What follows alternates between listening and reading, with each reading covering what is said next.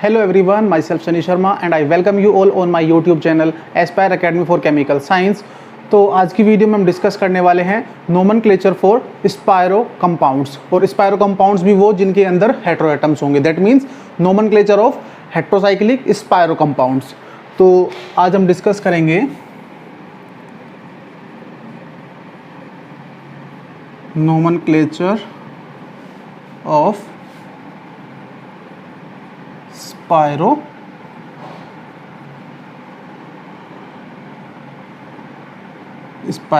Compounds. तो सबसे पहले आपको पता होना चाहिए कि स्पायरो कंपाउंड्स हैं क्या, और क्योंकि हमारी जो वीडियो सीरीज चल रही है वो हेटेरोसाइक्लिक कंपाउंड्स के लिए चल रही है, तो हम हेटेरोसाइक्लिक स्पायरो कंपाउंड्स के लिए बात करेंगे। तो वैसे तो ज़्यादा डिफरेंस नहीं है कि अगर मान लिया कोई स्पायरो कंपाउंड है और उसके अंदर हेटेरोएटम इंक्लूड हो रहा है तो आप केवल हेटेरोएटम के लिए उसका प्रीफिक्स यूज कर लेंगे, बाकी जो पैटर्न होगा वो लगभग सेम ही रहेगा। तो सबसे पहले मैं आपको बताऊंगा कि स्पायरो कंपाउंड्स क्या है और उनके अंदर हम IUPAC नेम कैसे लिखते हैं और नंबरिंग किस तरह से करेंगे। तो सबसे पहले जो स्पायरो कंपाउंड्स है, स्पायरो कंपाउंड्स होंगे क्या, those compound in which a single atom shared by two rings. Way compounds जिनके अंदर एक सिंगल एटम ऐसा होगा जो कि दो रिंग के साथ शेयर हो रहा होगा, तो ऐसे एटम को हम बोलते हैं स्पायरो एटम। स्पायरो एटम। और जो इस टाइप के कंपाउंड्स होंगे उनको हम बोलते हैं स्पायरो कंपाउंड्स। तो ये जो स्पायरो कंपाउंड्स थे ये आपने स्टीरियोकेमिस्ट्री के अंदर आपने पढ़ा था इस टाइप के कंपाउंड्स को, कि अगर स्पायरो कंपाउंड्स के अंदर प्लेन ऑफ सिमेट्री नहीं थी तो ये स्पायरो कंपाउंड्स ऑप्टिकल एक्टिविटी भी शो करते थे। तो ये पॉइंट्स आपने वहाँ पे पढ़े होंगे इसके बारे में। तो आज हम केवल इसके नोमेनक्लेचर की बात कर रहे हैं। तो स्पायरो कंपाउंड्स क्या होंगे, जिनके अंदर जब दो रिंग केवल एक ही एटम के थ्रू जुड़ी हुई हो तो उनको बोलते हैं स्पायरो कंपाउंड्स। तो अब जो स्पायरो कंपाउंड्स होंगे उनके अंदर सबसे पहली बात कि हम नंबरिंग कैसे करेंगे। नंबरिंग के लिए हमारे पास जो कंडीशन होगी, नंबरिंग जो हम स्टार्ट करेंगे हमेशा वो करते हैं हम next to the spiro atom. Next to the spiro atom. अभी इसके अंदर भी कंडीशन होगी। कंडीशन क्या है हमारे पास, फर्स्ट कंडीशन हमारे पास क्या है कि अगर if both the ring are of same size, if both the ring are of same size.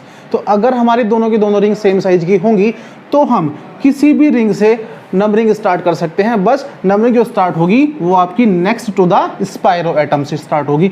तो आपका जैसे मान लीजिए स्पायरो एटम है तो उससे नेक्स्ट एटम कौन सा है, आप इस एटम से भी नंबरिंग कर सकते हैं, इससे भी कर सकते हैं, इससे भी कर सकते हैं, इससे भी कर सकते हैं, क्योंकि यहाँ पे कोई भी सब्स्टिट्यूएंट नहीं आया हुआ है। तो आप किसी भी पोजीशन से नंबरिंग कर लीजिए, यानी कि इन चार में से किसी भी पोजीशन से नंबरिंग कर लीजिए, सेम वे होगा। तो सपोज जब हम इसके अंदर नंबरिंग करेंगे तो 1 2 3 4 5।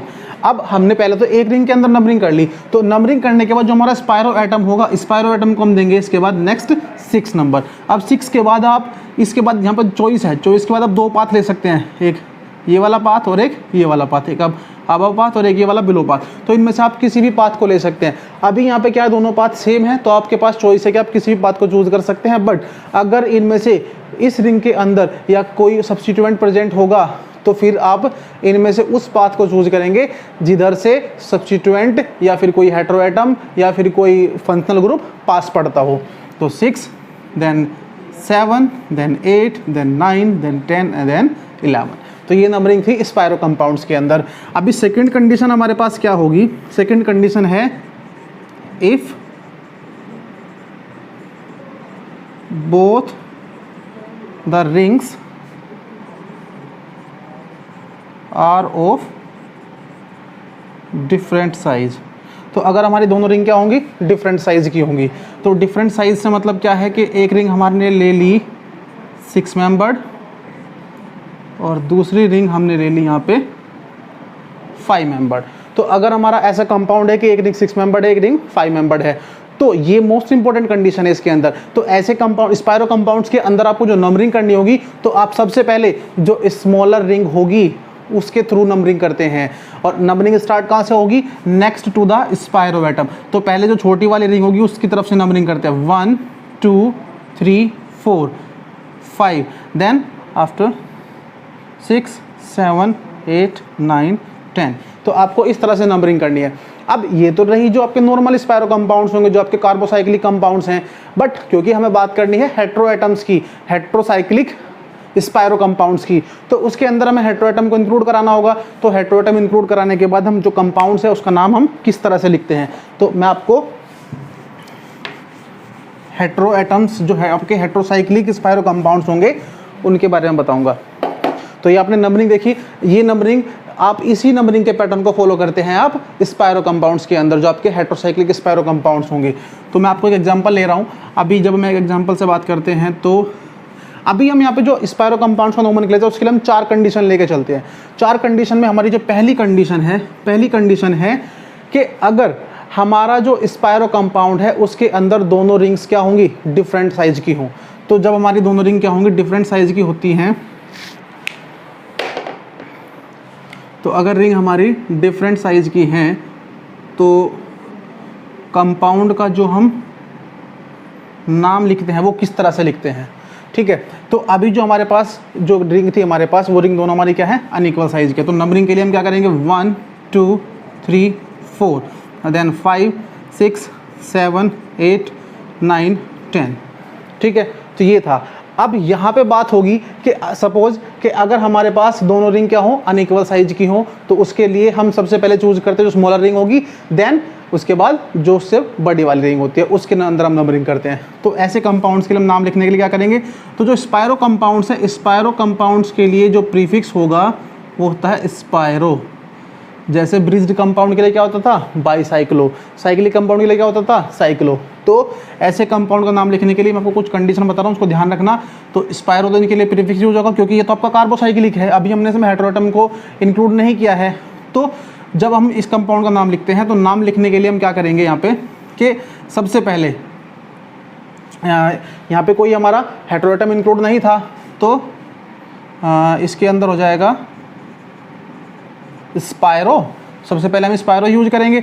अब स्क्वायर ब्रैकेट के अंदर जो हमारा रिंग के अंदर जो एटम्स होंगे, number of atom except spiro atom, उनका नंबर, और वो हम लिखते हैं असेंडिंग ऑर्डर में, इंक्रीजिंग ऑर्डर में। तो सबसे पहले हम लिखते हैं छोटा, इसके अंदर कितने एटम्स होंगे, 4, और इसके अंदर कितने एटम्स होंगे, 5, 4 5, स्पायरो 4 5, टोटल नंबर ऑफ एटम कितने हैं, 10, दैट मीन्स डेकेन। तो इस तरह से हम इन जो स्पायरो कंपाउंड्स होंगे उनका नाम लिखते हैं। अभी यहाँ पे हम बात करेंगे कि अगर सपोज करते हैं कि हमारा इस कंपाउंड के अंदर जो हमारी पहली कंडीशन थी, if both the rings are of different size, तो अगर हमारी रिंग डिफरेंट साइज की होंगी और उनमें से एक रिंग के अंदर हेटेरोएटम आ जाएगा, तो हमारा जो सबसे पहला प्रेफरेंस होगा, सबसे पहला प्रेफरेंस होता है नंबरिंग हम स्मॉलर रिंग की साइड से करते हैं। Numbering always from the smaller size of the ring, यानी कि जो नंबरिंग होगी वो आपकी हेटेरोएटम की तरफ से नहीं होगी, स्मॉलर साइज, जो स्मॉलर साइज की रिंग होगी उसकी तरफ से ही होगी। ये सबसे इंपॉर्टेंट पॉइंट है। कभी आप यहाँ पे भी हेटेरोएटम को प्रेफरेंस देने लगे, क्योंकि जो स्पायरो कंपाउंड्स हैं, स्पायरो कंपाउंड्स के अंदर जो स्मॉलर साइज की रिंग होगी उसको फर्स्ट प्रेफरेंस जाएगा, उसके बाद जो सेकंड प्रेफरेंस जाएगा वो जाएगा आपका हेटेरोएटम के लिए। तो यहाँ पे जो नंबरिंग होगी, नंबरिंग के लिए हम क्या करेंगे, नंबरिंग स्टार्ट करते हैं 1 2 3 4 5। हाँ, अब जो हमारा, जब हम सेकंड रिंग के अंदर आ रहे हैं तो सेकंड रिंग के अंदर हमारे पास 2 पाथ थे, एक ये वाला पाथ और एक ये वाला पाथ। तो जो हमारा बिलो वाला पाथ है, इधर से हेटेरोएटम नियर पड़ रहा है, तो इसलिए मैं इस वाले पाथ को चूज करूँगा। 5 के बाद 6 7 8 9 10। तो ये हमारी जो पहली कंडीशन थी उसके अंदर था कि अगर केवल जो हमारी दोनों की दोनों रिंग है वो डिफरेंट साइज की होंगी और उनमें से एक रिंग के अंदर हेटेरोएटम प्रेजेंट होगा, तो हम क्या करते हैं, नंबरिंग का हमारा सेम पैटर्न रहेगा from the smaller size of the ring. तो इस कंपाउंड का नाम लिखने के हम क्या करते हैं, 6 पोजीशन पे क्या, नाइट्रोजन 6 एज अ स्पायरो। अभी जो हमारा रिंग का साइज है, रिंग के अंदर जो एटम है एक्सेप्ट स्पायरो एटम, उनको हम इंक्रीजिंग ऑर्डर में लिखते हैं, 4 5, टोटल नंबर ऑफ एटम कितने होंगे, डेकेन। तो ये हो जाएगा हमारा इस कंपाउंड का नाम। तो इस तरह से हम जो हमारा डिफरेंट साइज की जो रिंग होगी उनके अंदर हम नाम उसका इस तरह से लिखते हैं। फिर अब हमारी जो सेकंड कंडीशन है, सेकंड कंडीशन हमारी क्या होगी कि ये हेटेरोसाइक्लिक कंपाउंड के लिए बात कर रहे हैं हम। जो सेकंड कंडीशन है, if both the ring are of same size. तो अगर हमारी दोनों रिंग सेम साइज हैं, सेम साइज की अगर रिंग होंगी तो हम कौन सा पाथ चूज करेंगे? अगर हमारी दोनों रिंग सेम साइज की हो गई तो उस कंडीशन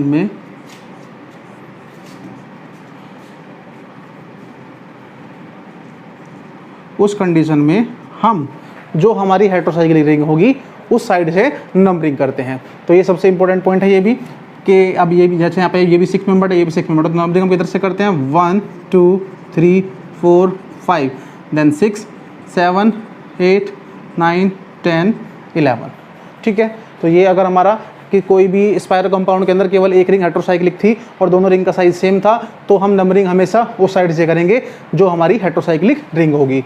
तो अब इस कंपाउंड का नाम कैसे लिखते हैं हम? एजा। एजा के लिए आप 1 एजा भी लिख सकते हैं या केवल एजा भी लिख सकते हैं। एजा स्पाइरो। अभी यहाँ पे दोनों रिंग सेम साइज की है, 5 5 5 and total number of atom 11 अनडेकेन। तो ये हो जाएगा इस कंपाउंड का नाम, यानी कि इस कंपाउंड के अंदर आपका केवल एक ही आपका जो है हेटेरो एटम होगा।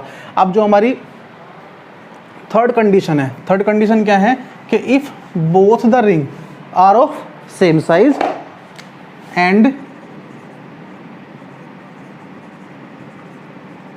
Both rings are heterocyclic. दोनों की दोनों रिंग हमारी सेम साइज की हैं और दोनों ही हेटेरोसाइक्लिक रिंग है। तब हम क्या करते हैं इस कंडीशन में? एग्जांपल से देखिए,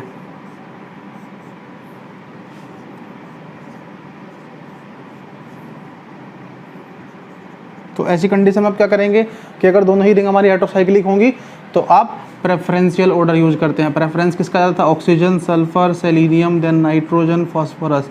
ये प्रेफरेंस का ऑर्डर याद रखना। तो अब इस प्रेफरेंस के अकॉर्डिंग हम ऑक्सीजन को प्रेफरेंस देंगे, तो हम नंबरिंग जो करते हैं वो ऑक्सीजन के साइड से करते हैं। अब यहाँ पे क्या 1 2 3 4 5 6 then after we choose nitrogen side वाला पाथ जो होगा 7 8 9 10 11। तो यहाँ पे क्या लिखते हैं हम? 1 ओक्जा 7 एजा। इसको हम ऐसे भी लिख सकते हैं 1 7 ओक्जा एजा, 1 7 ओक्जा एजा, ऐसे इस तरह से भी लिख सकते हैं। स्पाइरो 5 5 अनडेकेन। ठीक है, ये हो जाएगा। तो आप इस तरह से भी इस कंपाउंड का नाम लिख सकते हैं। अब इसके बाद जो हमारी ये हमारी थर्ड कंडीशन थी। इसके बाद जो हमारी लास्ट कंडीशन होगी, फोर्थ कंडीशन, उसके अंदर अगर हमारी एक रिंग के अंदर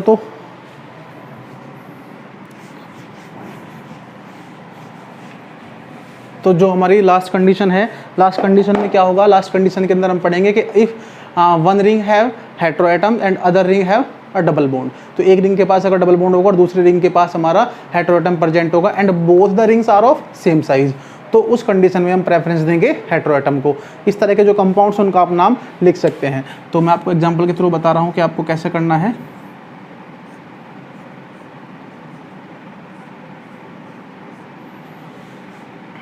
ठीक है, अभी स्टार्ट करते हैं। 1 2 3 4 5 6 7 8 9 10 11। तो नंबरिंग हमने किस तरफ से की है? नाइट्रोजन। प्रेफरेंस किसका था? नाइट्रोजन का ओवर डबल बॉन्ड। तो नाम क्या लिखते हैं इसका? 1 एजा स्पाइरो 5 5 5 5 अनडेक 7 इन। क्योंकि जो डबल बॉन्ड है, डबल बॉन्ड के लिए हमेशा क्या यूज होता है? सफिक्स। तो इसलिए हम जो डबल बॉन्ड की पोजीशन है, तो डबल बॉन्ड हमारा 7th पोजीशन पे है, तो हमने डबल बॉन्ड को सफिक्स की तरह, मतलब डबल बॉन्ड का हमने सफिक्स का यूज़ किया है और उससे पहले उसकी जो पोजीशन है उसको इंडिकेट कर दिया 7 इन। तो इस तरह से जो है आप इन कंपाउंड्स का नाम लिख सकते हैं। अभी यहाँ पे एक बात मोस्ट इंपॉर्टेंट है, वो आप सबसे पहले ध्यान रखेंगे कि जो हमारा फर्स्ट प्रेफरेंस था, वो फर्स्ट प्रेफरेंस हमारा साइज ऑफ रिंग को जाएगा। जो स्मॉलर साइज की रिंग होगी हम उसी साइड से नंबरिंग करते हैं। बस इतना ही करना है आपको। ये सारी कंडीशन को फॉलो करने के बाद आप जो जितने भी स्पायरो कंपाउंड्स होंगे उन सभी के नाम आप लिख सकते हैं। तो इस वीडियो में इतना ही। Thank you.